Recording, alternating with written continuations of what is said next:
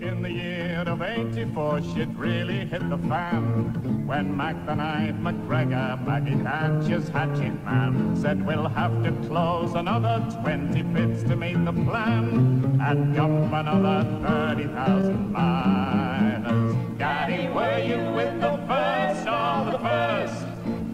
Did you tell the NCB to do its worst? Or did you save your lily liver, sell the Union down the river, a scab, a blackleg one forever cursed?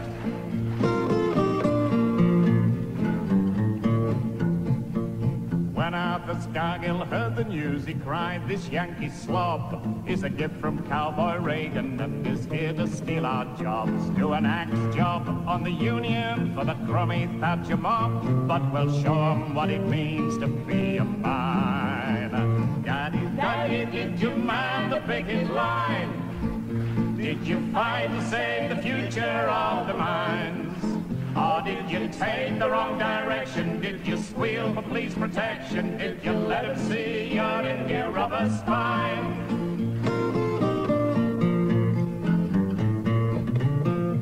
When the Yorkshire lads came out on strike, they cried, it's evident the only way to stop McGregor and the government is to bring the lads out everywhere from Scotland down to Kent, and we'll show them what it means to be a miner.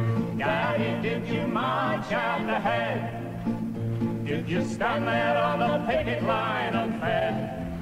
Or did you sell your mates to have a fortnight on the Costa Brava? Did you choose a 2-week holiday instead?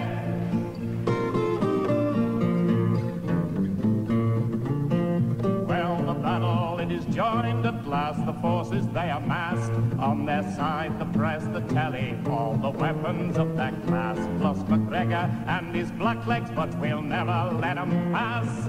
The NUM's the weapon of the miners. Daddy, what did you do in the strike? Order! Order! Order! Mr. Dennis Skinner.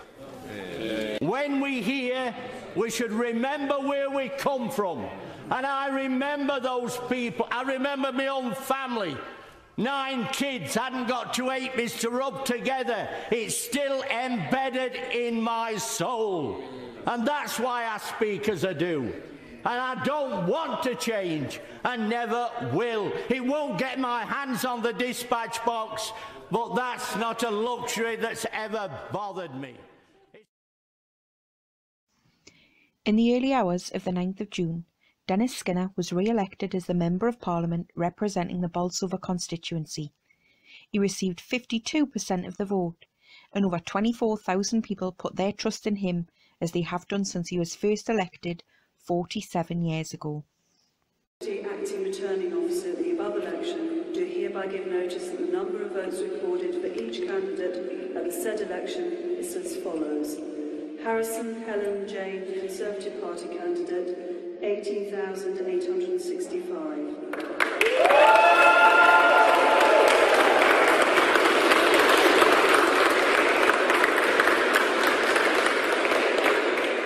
Rose Philip Sanders, UK Independence Party, UKIP, 2,129. Shipman Ross, Liberal Democrats, 1,372. Skinner Dennis Edward, Labour Party, 24,150.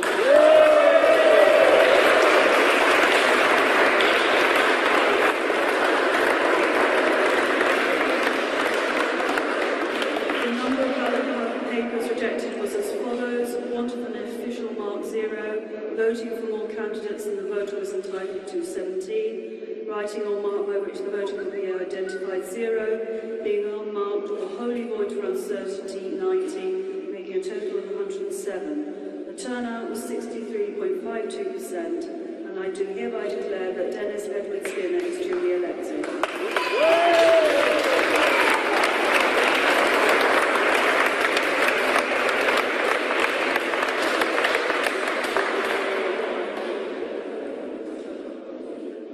Well, it's been a long night, and it's been a long campaign. It was an election that a lot of us didn't expect, and yet, in a way, it was almost a replica of the election in 1974. Now we're going to bring you the results of another British general election with all the resources now that the BBC could muster in 1970.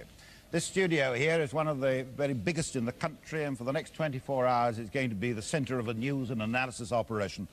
The British people have today been making a momentous decision which will shape the pattern of British politics in the 1970s. It was in this 1970 general election where Dennis, a then 38-year-old ex-miner, stood as a candidate in Bolsover. He won a huge majority and he was duly elected to become a Labour Member of Parliament. Sadly, even with 12.2 million votes, Harold Wilson's Labour failed to win the election, and so Dennis Skinner, the new MP, found himself on the opposition benches in the House of Commons. 2 weeks after Dennis was elected, it was the state opening of Parliament, and I think this footage would be the first ever glimpses of Dennis in the Commons.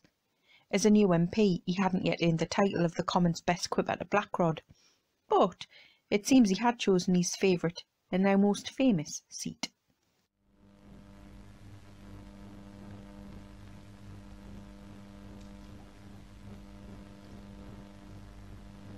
Mr. Speaker, the Queen commands this Honourable House to attend Her Majesty immediately in the House of Peers.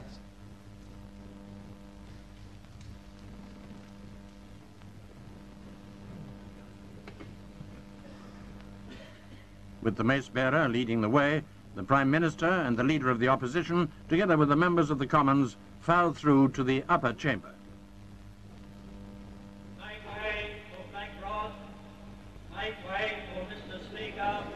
And this footage from the state opening of Parliament in 1974. After Blackrod knocks on the door and the doors open, the first person that we can see in the Commons looking out is Dennis Skinner. 3 times to demand entry. This is a reassertion of the freedom of the Commons which originated after Charles I tried to arrest some of the members. Advancing to the bar of the House, he makes 3 obeisances.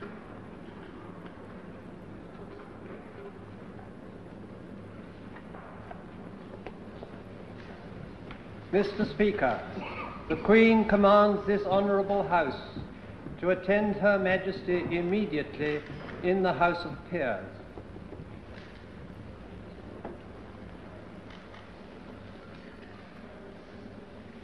The Speaker, Mr. Selwyn Lloyd, rises and the Commons follow, the mace bearer leading the way.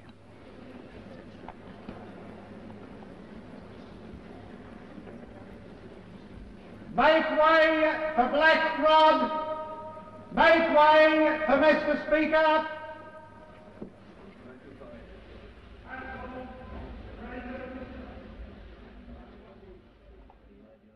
I don't think anybody's hero is as loved and as respected as mine, and to celebrate the amazing achievement of a 47-year career in Parliament, it's time for the good bit and some brilliant clips of Dennis. Just being Dennis. The only time that Labour wins is when it puts forward a radical perspective and when it ensures that both wings of the party flying together, because the Labour Party is like a bird. It needs a right wing and a left wing, and if they're not flying in unison, it'll plummet to the ground. Look ahead to June the 8th, knowing that there's a possibility of us winning the election. That's what's happened in the last week, and that's why it's necessary for me to tell you, because the BBC are more concerned about looking after the Tories, quite frankly. In this matter, is there going to be a winter of discontent? Are there going to be massive strikes? Will we see the miners on the stones again? Well, I think it's fair to say that over the course of the last round of incomes policies, the one that was supposed to be about 10%, which turned out at around 16, who knows, it might be even slightly above that. I think we can take a line through that. Now I would have thought that this year we'll see somewhere like an outturn of about 12%. That's my guess. Certainly above 10. And so although the government will constantly talk about standing by 5%, in actual fact events will show that the figure will be much higher than that. And so is it all that necessary for strikers to be so discontented to have to throw the weight about to any large extent if in fact they're showing the 5% policy to be one that is not going to stick anyway? Now the real question arises in terms of conflict with, I think, one or two groups of workers, in particular those in local government, where I believe there may be an attempt, and ought to be an attempt made, to raise the very low levels of those in say, health services and local government generally. And then there's the possibility maybe of even electricity supply workers. Now, in all these other areas, there is a possibility of having what's known as productivity agreements. Not that I'm in favour of such things, but the facts are that this is one of the ways in which you get round these so-called clever incomes policies which John Pardo talked about. The clever incomes policies that are supposed to change everything in the world but do nothing at all for the low-paid workers. So that's the area, in my view, where there could be possibilities of conflict. But it won't be a miserable winter for MPs, because they're nicely looked after, aren't they? So, you know, the misery is going to come from those on £30 and £40 a week, like the ones that I've been with this lunchtime, demonstrating on the picket line at Garner's Steakhouses. Thank you. Mr. Dennis Skinner. Does the Prime Minister recall that at the time after he became Prime Minister under the Coalition, and at the time when he was dividing the nation between strivers and scroungers, I asked him a very important question about the windfall he received when he wrote off the mortgage of the premises in Notting Hill, and I said to him he didn't write off the mortgage of the one the taxpayers were helping to pay for at Oxford. I didn't receive a proper answer then. Maybe Dodgy Dave will answer it now. And by the way,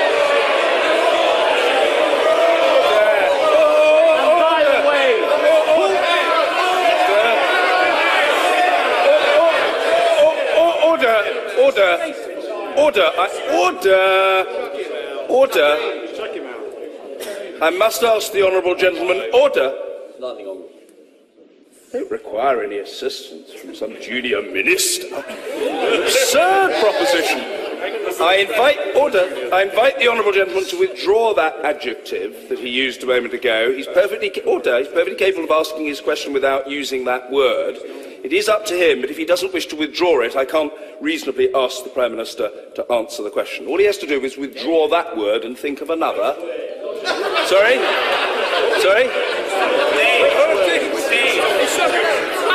I think he knows the word beginning with D and ending in Y that he inappropriately used. Davy. Withdraw. I know what you're saying. Very simple. Withdraw. This man has done more to divide this nation than anybody else. He's looked after his own pocket. I still refer to him as Dodgy Dave. Do what you like. Dennis Skinner. How can this be an independent nuclear deterrent if on the one hand Donald Trump, the President of the United States of America, a man that is thick as two short planks, is given the information and the whole of the opposition benches are not allowed it? How can it be independent? Mr. Dennis Skinner. Is the Minister aware that these are roughly the same kind of arguments emanating from both sides of the House as they were 40 years ago when we attempted to set up the register? It's not changed, except over the years, I think there's been a desire by the majority of members to ensure that the register and the duties of MPs are strengthened. The real question to be answered now: how can a full-time politician be a full-time editor of a daily newspaper? Point of order, Mr. Dennis Skinner.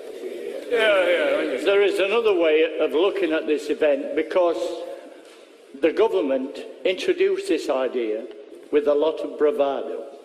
The truth is, they failed to convince a majority on their side. They have a majority of 12. Most of the opposition were in the other lobby, and it's now evident that some of the government supporters were not prepared to walk to the lobby, and they decided to pull the plug. A decent government would have resigned, and that's what... We're short of time, but I'm in a generous mood. We can manage only one more. So 46 years, 6 months and 2 days after his first election to the House, I call Mr. Dennis Skinner. Yeah, it's a mine of information, isn't it? I mean, he'd like to contribute, really. Doesn't the Secretary of State think it's a scandal to be shutting Bolsover Hospital with 16 valuable beds that will go forever, at a time when people are lined up in trolleys in nearly every hospital in Britain? Why doesn't he give them a Christmas present at Bolsover and announce that the Bolsover Hospital will be saved? Come on. Does he think that this super-duper broadband, which is relatively new to me, will be able to expose even more so the Tory election fraud covering 20 seats? What a wonderful idea! Mr. Skinner. Will the Prime Minister, when he's travelling round North Yorkshire, pay a visit to York? And will he take note of the fact that the Conservative Club is having a closing down sale in York because it's gone bankrupt as a result of the government's business rate having gone up from £5,000 to £15,000. Is this the government's policy of carrying out a classless society by closing down Tory clubs in marginal seats? Dennis Skinner. In the real world, 7 years ago, a Tory Chancellor stood at that dispatch box and said we've got to cut the money for every single local authority in Britain by up to about 40%. The result is it was all because of getting rid of a deficit. Now, 7 years later, that deficit is still more than £60 billion. Will he apologise to the people in Britain for that lousy mistake? Go through and sign it. Affirmed. Good afternoon.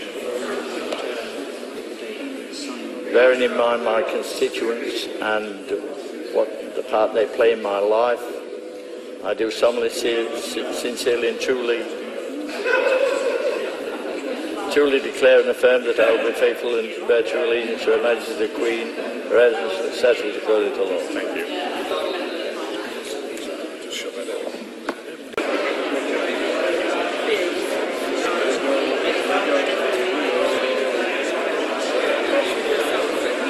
All right, Dennis.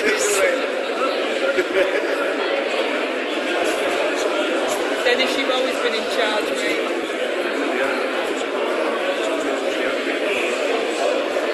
Dennis Skinner. Is the Chancellor of the Exchequer aware that his predecessor introduced a scheme which was based upon robbing the Derbyshire County Council of £155 million in cuts and then promising to give them less than 20% of that money back?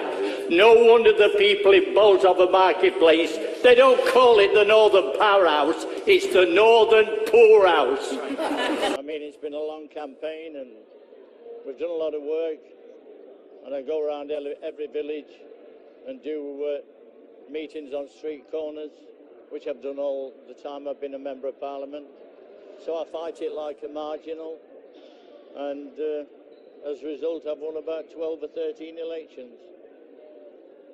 I think they're destroying it themselves, which doesn't upset me in the least. I actually think they're pushing their own self-destruction button, because they want to dance on the world stage, and at the same time they want to be above it all.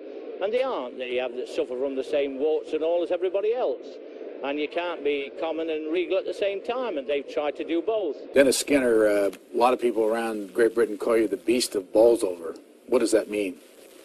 Well, my constituency is Bolsover. It's an ex-mining community in Derbyshire. I used to be a miner myself, and I was attacking the Prime Minister of the day at the time, and one of his backbench colleagues referred to me. I said to the Speaker, why don't you stop this bloody beast of Bolsover? And it's stuck ever since.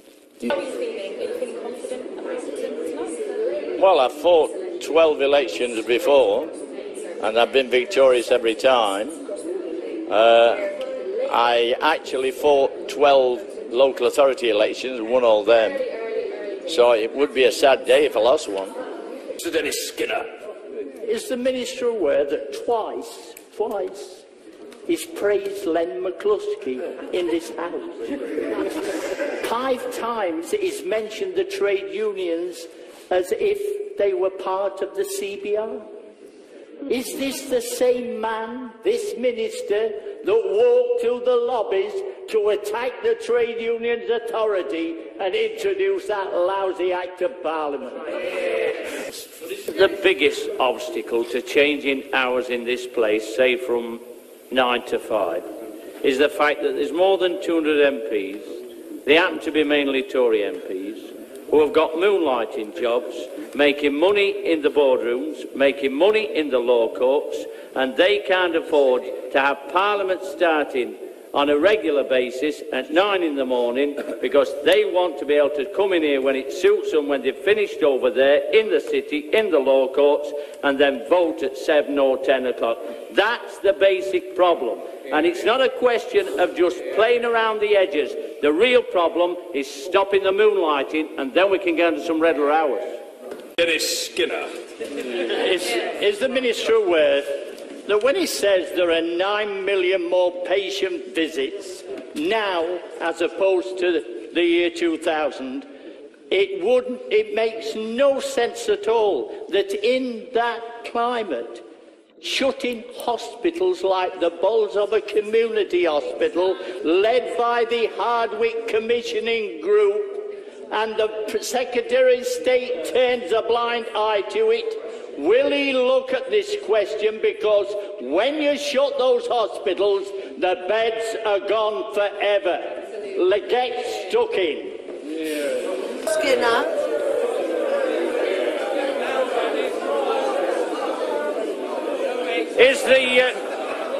Is the Prime Minister aware that when he finds the guts to go to the country, for the first time in his political life, he's going to be sat on these opposition benches? And I've been keeping this seat warm for him. This particular one. And after the election is over, at least half a dozen ex-Tory ministers are going to be putting the knife into him, wanting his job. Then he's got the galling experience of having to vote for one of those Tory bastards. Which one will it be? People in the media, by and large, are trying to get rid of him and helping progress the party within a party to try and get rid of him. And you've not succeeded yet, and you'll never manage it. Is my honourable friend aware that in the 70s and in a lot of the 80s, we would have thanked our lucky stars in the coalfield areas to have got a growth of 1.75%. The only thing that was growing then with the lines of coke in front of Boy George and the rest of the Order. This seems to be a trend with the Honourable Gentleman. He must withdraw that remark. That was in the news. Order. He must withdraw that remark. No, I'm not withdrawing it. Well, the Honourable Gentleman must... true! Isn't it convenient that this absent Prime Minister has been able to dodge the real questions of what did he know about criminal activities from Murdoch? When did he know it? And isn't it time, based upon the British public's reaction, that we sent this non-tax-paying Murdoch back from whence he came, and for the final humiliation, get the Secretary of State for Energy to drive him to the airport? Skinner. When the Secretary of State came into the chamber today, I don't know whether he realised it or not, but there's a smirk and arrogance about him that almost betrays the fact that he's delighted in taking part in this activity. He could start negotiations today, wipe that smirk off his face, get down to some serious negotiations. It's had to be done in the past, but instead he comes into here to try and blame the opposition for what's taking place. This strike can only be caused by two sides. One are the junior hospital doctors, and the other side is the government, is almost giving the impression that is revelling in standing up to the junior hospital doctors. Start negotiating now and sort the matter out. And here we've got one of the top elite banks going under because somebody gambled and gambled, just like somebody in the betting shop, one after another, trying to recoup the losses when all those jobs are at stake. You can't run a country with a betting shop mentality. The Prime Minister referred to a few days ago has turned into a raging inferno around the government's head. People are resigning at Murdoch. People are being arrested all over the place, and yet only one area remains intact: on Millionaires Row, the government bench. When is Dodgy Dave going to do the decent thing and resign? We dragged the National Health Service in 1997 to 2010 from the depths of degradation that the Tories left it in and hoisted it back to the pinnacles of achievement. And I've got a United Nations heart bypass to prove it. And it was done by a Syrian cardiologist, a Malaysian surgeon, a Dutch doctor, a Nigerian registrar. And these two people here talk about sending them back.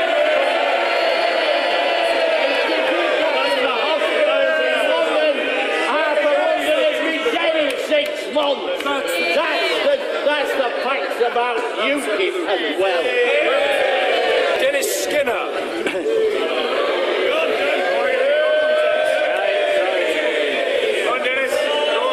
Is the Prime Minister proud of the fact that in this Parliament this government has added 430 billion to the national debt, which is more than all the Labour chancellors of the Exchequer this century. He can't blame Labour for that figure.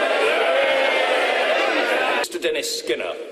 If the Home Secretary's case is so convincing, why didn't she manage to convince the Secretary of State for Education? Is it because there's an alternative agenda in the Tory party? And that is in the post-election, the nasty party are getting ready for a succession battle. And the Home Secretary is in battling with the Secretary of State for Education. That's what's really happening. That's the truth. She might not like it, but that's what the people out there think. Angry faces. They're all Tories of all hues and descriptions. They think I'm looking at them, but I fix my eyes on a blank piece of the wall behind Dodgy Dave or Tedious Teresa. He stole that from me.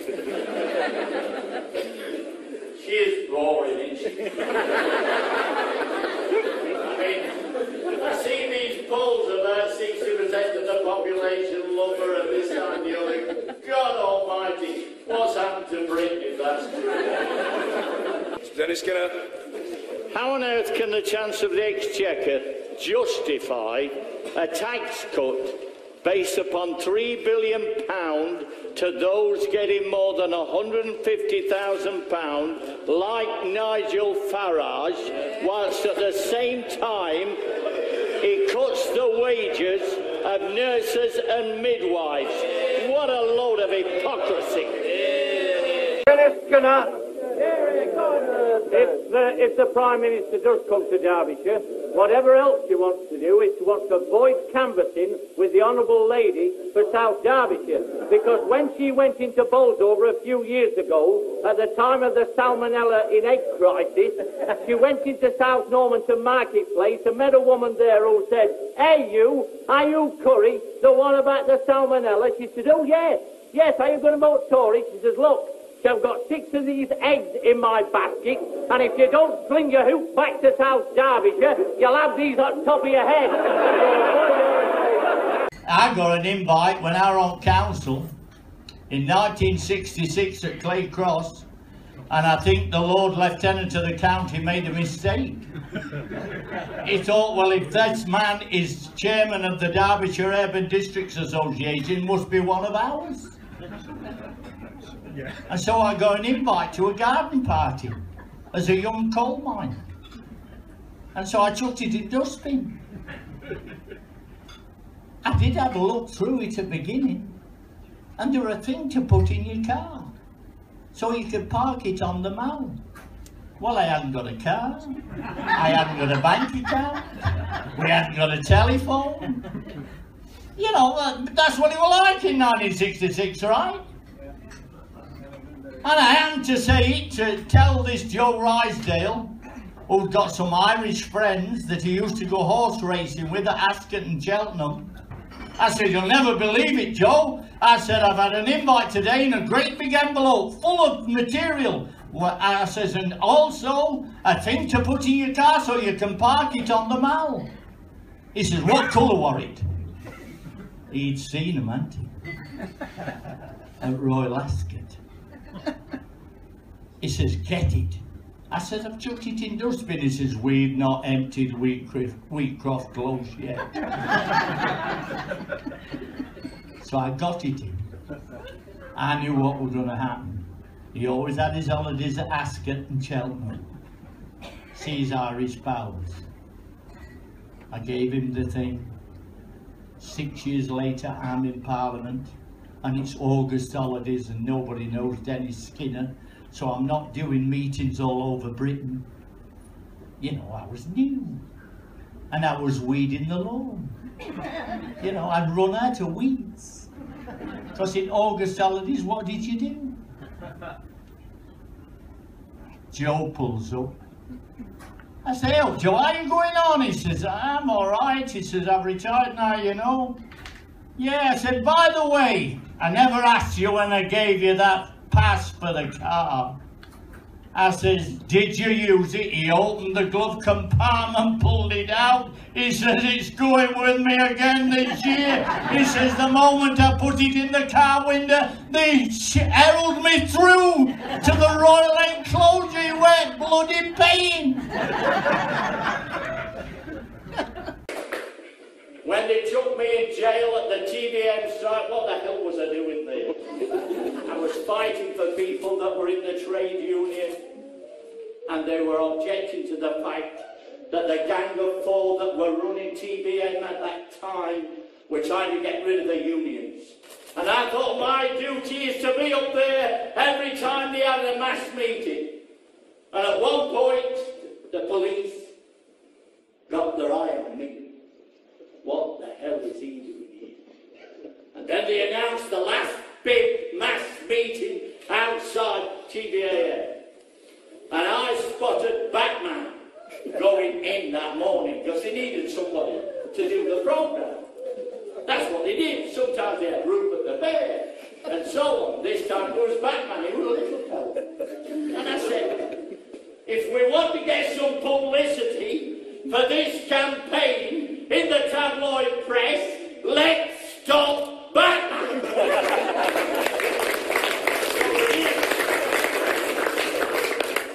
Anyway, I got locked up for it. The Minister has failed to answer the point about the money that the government takes from the Mine Workers' Pension Scheme.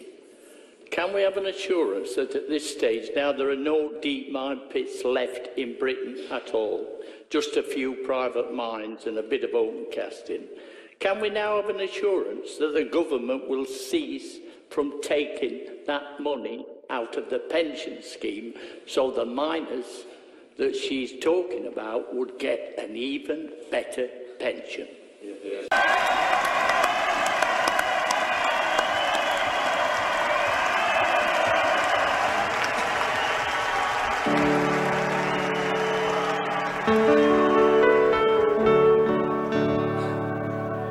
Well, this is supposed to be a parody on I Hear Music and There's No One There. I hear Thatcher and there's no one there. I smell Tebbit and his greasy hair. All the time he thought she walked on air. I wonder why. I wonder why. Leon's tossing in his sleep at night. Heseltine has lost his appetite. Stars that used to twinkle in her eyes and now they're telling lies and we know why. They all need analysing and it's not so surprising. They won't tell what they really know. They'll do anything that's shady to protect that rotten lady. All we really need is collared bone. Margaret Thatcher is the leaker, but men are so much weaker, and they haven't got the guts to show that they gladly join the race if they could stand a face and if they knew which way to go.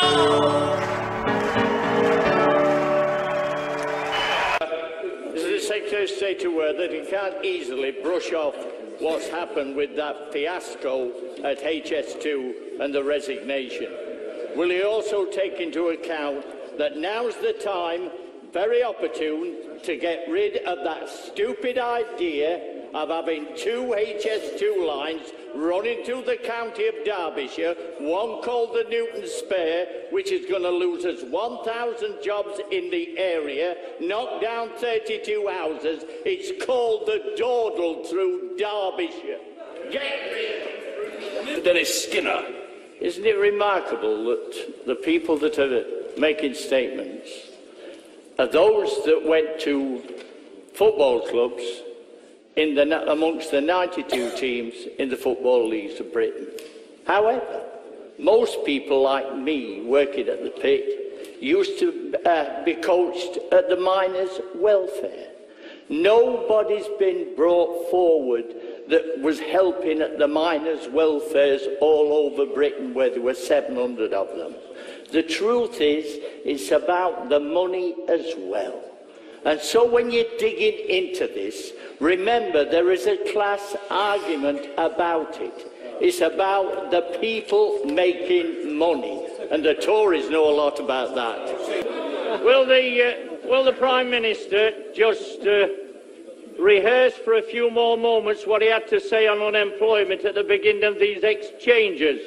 Is he aware there'll be more jobs knocking about if some of these Tories who've got 400 jobs between them, moonlighting, were spreading them around? And isn't it significant on the very day that the Leader of the Opposition opens his trap on this issue, it's the very week when the last Leader of the Opposition has just taken 2 more jobs? Dennis Skinner. is it that 31 years is too long for an inquiry, and yet 31 years is not too long for this government to hide the cabinet papers on the strike and refuse to release them? Why is it so long that we now know that the Thatcher government was going to close 75 pits and not 20? The truth is that this nasty party has now become the nasty government that is more concerned about preserving the Thatcher legacy than it is fighting for truth and justice. Mr. Skinner. Is the Minister aware that in the next 2 or 3 days, members of Parliament and ministers will be voting to set a new and increased national minimum wage for MPs and ministers? If it's good enough for them, why can't we have a national minimum wage for everyone else? And if those increases go beyond the pay barrier, will the government give a guarantee that workers, including nurses and others, and pensioners, will all receive the same? Skinner. On the question of the change in local government, normally it's done by bills that go through this House. This system that this government is adopting is to charge local authorities or produce cuts in local authorities, representing in Derbyshire's case about 155 million, and then say that if they have something called the Northern Poorhouse, as they call it, that they'll get a little tiny bit back.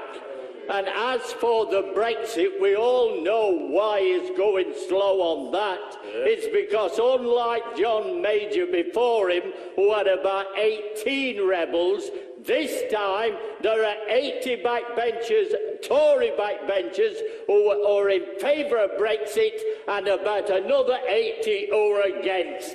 That's why he doesn't deliver the information.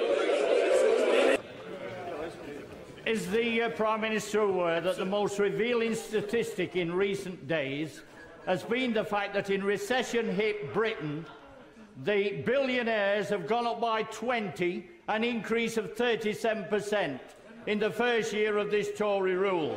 Whilst in the real world, inflation's going through the roof. Thousands of blind people are having to march through the streets of London to hang on to their disability living allowance. What a savage indictment of this lousy, rotten Tory government, propped up by these pathetic liberals.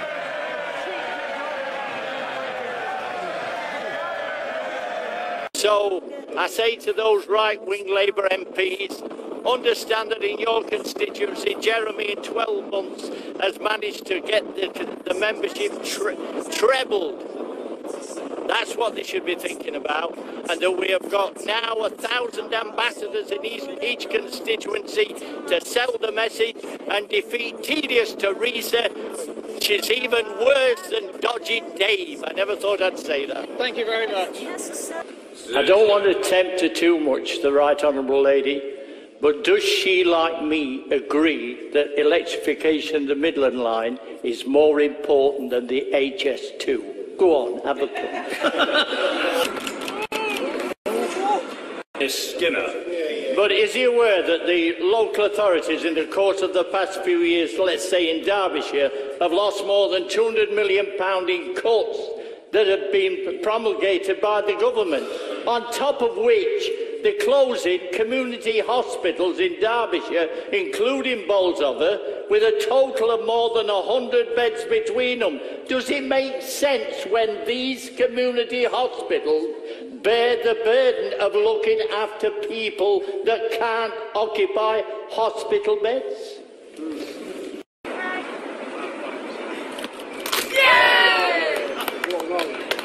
Skinner.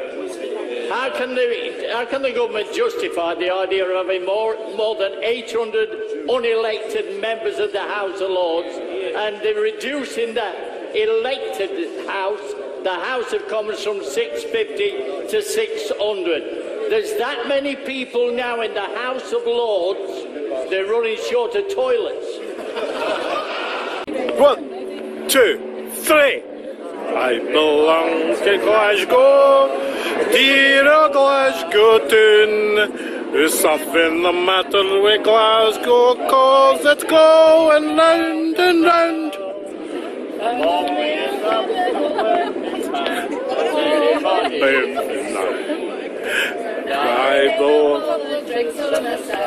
Glasgow belongs to me. Skinner. One way of making sure that people don't die in the winter at any other time is for this government to concentrate on keeping hospitals open and thereby saving the beds. And in that context, why is it that his Secretary of State refuses to answer the question as to why hospitals like Bolsover and another half dozen in Derbyshire are secretly being closed and they doing nothing whatsoever about it? You have not listened carefully to what I said. I said that those right-wing Labour MPs in Parliament should understand that if a leader can create more than 1,000 Labour Party members in every constituency in Britain, that's an army big enough to beat the Tories, the Lib Dems, the Scott Nats, and even... Yes, Dennis Skinner, and then I'll... Well, that's put the Lib Dems in the place, hasn't it? I mean, I've always wanted to do it. I know that Clegg's got a sour face, and I mean, anyway, we live in the age of transparency, don't we? We have transparency now coming out of every pore. Every day that I turn up in the House of Commons, from all sides I'm assailed by people that say we need transparency. Yeah. And at the beginning I was unsure what it meant. I'm sure now. It's a class case, isn't it? Transparency. It only applies to the things that affect us, but it doesn't give us an inch when we're asking for something from the other side. Yeah. We can have transparency about hospitals and care homes and everything else, schools, but not this. And isn't it strange that we're being asked today that we can't have it again by this Tin Pot coalition? Yeah. It really is. I know the last Labour government didn't pull the weight either. It has to be put on the record. Absolutely. But this is a debate about class, and we don't get many in here. Every so often it erupts and we talk about class. That's what this is. It was the same with Hillsborough when my honourable friend did it. It was the same about Thatcher and the funeral and all the rest. I don't want to go into that. But the truth is, it's very rare. Here are a few people that were on the picket line, ordered a bus from a bus company, and they talk about conspiracy. All the records are there. I know it wasn't the age of the social media and Twitter and God knows what else. If it had been, they'd have won. If they'd all had a mobile phone with a camera, so they could have took some pictures. Yes, it's about class. And that's why we're here today, thanks to our honourable friend and his colleagues who have asked for this to take place. One of the reasons was that the 1970s I was here, and I couldn't believe it the moment I got to London. We were on picket lines and winning. Doesn't happen very often. You have to treasure every moment. My father worked for 50 years in the pit, and he said that when they won the 1972 strike, he said, it's the first time in my life. And all this talk somehow or other about workers having power. It's not true. And this is another example where they don't have it, or otherwise the papers would have been released. And what's more, this whole episode would not have begun. It began because of the climate of 1970 and onwards. Because the establishment then, the Heath government, were defeated by the miners in 1972 after a 7-week strike. A bit of pushing and shoving, that's true, at the end of the day at Saltley, but by and large it was a relatively peaceful affair. The police were wearing long stockings underneath the trousers and told Tommy Swain instead of I'm going to pay. That's what it was like by and large. And what happened then? There was the Upper Clyde shipbuilders. They won, they had a sit-in. And then there was the Vic Turner and Bernie Steer saying we're going to put some pickets on down at what is now Covent Garden at the docks. And they got put in Pentonville jail, and the Industrial Relations Act had been passed and got the royal assent here in Parliament. But what happened? After Vic Turner was put in jail with his mates, the official solicitor had to turn up, representing the whole echelons of the establishment and saying, they won't purge their own contempt, we've got to do it for them. And we said yes at a price. And so they had to put the Industrial Relations Bill in the long grass. In the middle of all this, there were some people like those that I shouldn't speak about in the gallery, but they decided to also battle for better wages. They never had great wages. They'd had a lot of injuries, had UCAT and the building workers, and so they decided in that climate to take a chance and fight for some better wages and conditions. That's all it was. The evidence was there. That's right. By all the accounts that we've heard. But the establishment decided that somebody needed a lesson. We'll take these on. We're lost to the miners. We're lost to Upper Clyde. We're lost to the Industrial Relations Act. We've got to have a victory. That's what this was all about. And don't let anybody kid yourself that when the echelons of the state decide to take action, the judiciary join them. And I don't care what their names are. It's been there apparent for so many years. And it's still apparent today. My time's running out. I want to pay a compliment to all those that have taken part, but I want to pay the final compliment to that face I saw in Lincoln Prison, Des Warren, fighting the establishment, refusing to acknowledge the prison conditions. And so when I call for transparency, it's the face of Des Skinner, order.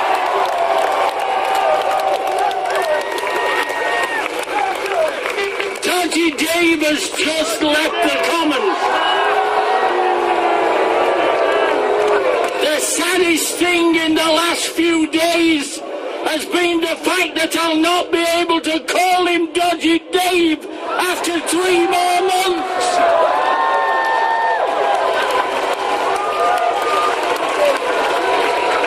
I'll not be able to tell him that people that live in pigsties shouldn't throw stones.